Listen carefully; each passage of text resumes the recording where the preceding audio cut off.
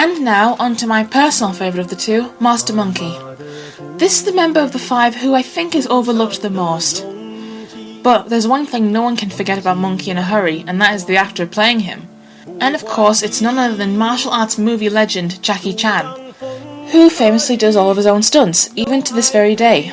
He's also multi-talented since he isn't just good at fighting. He can direct, act, is great in comedic roles, and he's also a great singer, having recorded over 20 albums in China. So, quintessentially, if you told me this guy could fly or breathe fire, I wouldn't be that surprised. But don't think that all these years of doing his own stunts hasn't had a massive impact on him. In fact, to count off, it's had a massive impact on his skull, his nose, shoulders, kneecaps, ankles, pelvis, ears, one eyeball, cheek, neck, shoulder, hands, arms, chest, back, feet, and his teeth. So I can imagine that playing Monkey must have been something of a relief, since Monkey can do all the action and Jackie can just do the comedy. And here's a cute little reference. Both on and off the screen, Jackie has this running quirk where he gives an enthusiastic thumbs up. And Kung Fu Panda is another one of the films in which he does that without actually being on screen. Now, a lot of people complain that despite having a massive star like Jackie to voice him, they don't give Monkey many lines or even that much to do. I definitely agree. In fact, Jackie Chan managed to recall all the dialogue for the first film in a single 5-hour session. But let's not also forget that he also voiced Monkey in the Cantonese and Mandarin dubs of the film. And yeah, I wish they could have given Monkey more lines still, since I know how funny he can be. Still, I can tell that Jackie really liked doing this project, since I know for a fact that Jackie simply adores pandas. The city of Chengdu is China's panda capital, and in 2009, Jackie was appointed as the city's panda ambassador and adopted 2 of them. But we aren't talking about pandas, at least not yet we're not. Let's talk about monkeys. Monkeys are one of the key figures of the Chinese zodiac. They are said to drive away evil spirits and are associated with intelligence and good communication. Monkey himself is a golden langur, an endangered species of monkey found mostly in India as well as China. And I will admit, I was wondering why he looks nothing like one. At one point they were going to make him a macaque, you know, those monkeys that like to sit in the hot springs in the Japanese mountains. And in all honesty, when I first saw him, I could have sworn he was an orangutan. But obviously I knew he wasn't, since apes don't have tails. And speaking of which, Monkey's tail is really long, isn't it? Well, that's because the real langur's tail is around half a metre long, which is pretty lengthy despite their small size. The monkey style of Kung Fu is definitely a great skill. It requires extreme agility above all else. You need to be quick, tricky and unpredictable, sometimes using false attacks to fool the enemy, which applies to Monkey's reputation of being mischievous, energetic and tricky. However, Master Monkey is arguably the only member of the 5 who we see using weapons, most prominently a bamboo staff. But there is a reason for said staff. It's made to be a reference to Sun Wukong, the Monkey King from old Chinese stories, who famously wielded an incredible staff and used it as his main weapon in many of his adventures, such as Journey to the West and Havoc in Heaven. So to put it bluntly, the staff was to Sun Wukong what the sonic screwdriver was to Doctor Who. In fact, in some of his early designs, I think Monkey started to look a lot like him. He even wore the same crown.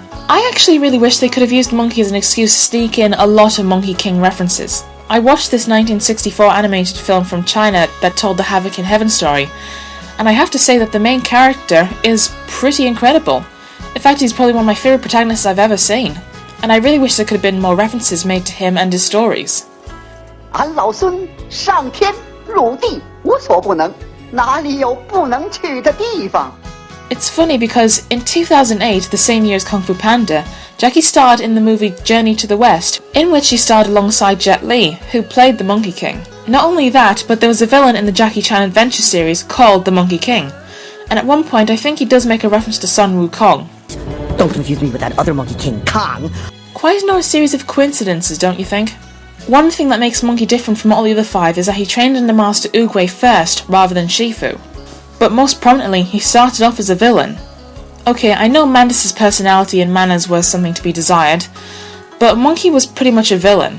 In The Secrets of the Furious 5, they show him as a teenager who just enjoys playing mean-spirited pranks on people and didn't care for anyone else other than himself. Eventually, everyone in his village got sick of him and called in Master Oogway to send him away, since everyone else they called in previously didn't have much luck. Monkey, you must leave. Sure, if you beat me, I will go. If you don't, then it is you that must leave. Without your pants. Oh, by the way, that's Jackie Chan's son, JC Chan, voicing Monkey in this special. who also voiced Crane in the Cantonese dub of the movie. But after Oogway ends up saving his life, Monkey becomes instantly amazed by him, especially when Oogway manages to recognise the tragedy of his situation and why he was acting against everyone. And I have to admit that Monkey's was the only story in the special apart from Tigress's in which I felt an emotional response to. The whole reason for his reform centres on Oogway teaching Monkey how to be compassionate towards others, instead of always being cruel just because that was the way he was treated before. And it would appear that this helped him develop a good sense of humour about situations and a positive attitude. Monkey himself has a very calm and laid-back nature while still being very dedicated. The kind of bloke you'd definitely go down the pub with. But the biggest reason why Monkey is on my list is, oddly enough, how he was portrayed in the TV series. I know this might sound strange. In the TV series he was voiced by James Say, who famously voiced the titular character in the Jackie Chan adventures. So naturally he would replace Jackie in this series. He also voiced Monkey in all the video games and even played Viper's father in her backstory. But if James' voice sounds a little bit sinister to you, then chances are you'll remember him as Mr. Wong from the video game Mafia 2. You think we would take such a stupid risk and destroy our own factory? That was just another reason to get rid of you. And I understand how strange this will sound, but Monkey is definitely at his best in the TV series. James does an excellent job and brings a certain enthusiastic warmth and charisma to the role. I can always enjoy watching Monkey even if he's really not doing anything important in a scene. The series was doing a great job of making me like him. A lot of times he teams up with Poe, helping to show this sort of buddy relationship, and it seems that Monkey may be Poe's closest friend outside of Tigress. I'm the first to admit the series hasn't always hit the nail on the head, in fact it's a rarity. But it's done a great job of giving Monkey his identity as a character. He was always entertaining in the show, even in its worst episodes. But what really cemented it for me was the episode Monkey in the Middle. This goes into his origins far more than the special did, and actually reveals a sadder side to Monkey, and it becomes one of the more tragic and darker episodes of the show. Also, I think I managed to spot another very subtle Monkey King reference in there as well. When you watch the episode, see if you can spot it too. It's safe to assume I love both Monkey and Viper for their positive attitudes. And I guess in a world where you have all this violence and all these horrible villains around you, sometimes I guess you need characters like these two as reassurance and help make you feel great again. Both of them may be short on lines, but they're still big on likability. Let's hope the franchise has more in store for both of them.爱是心中唯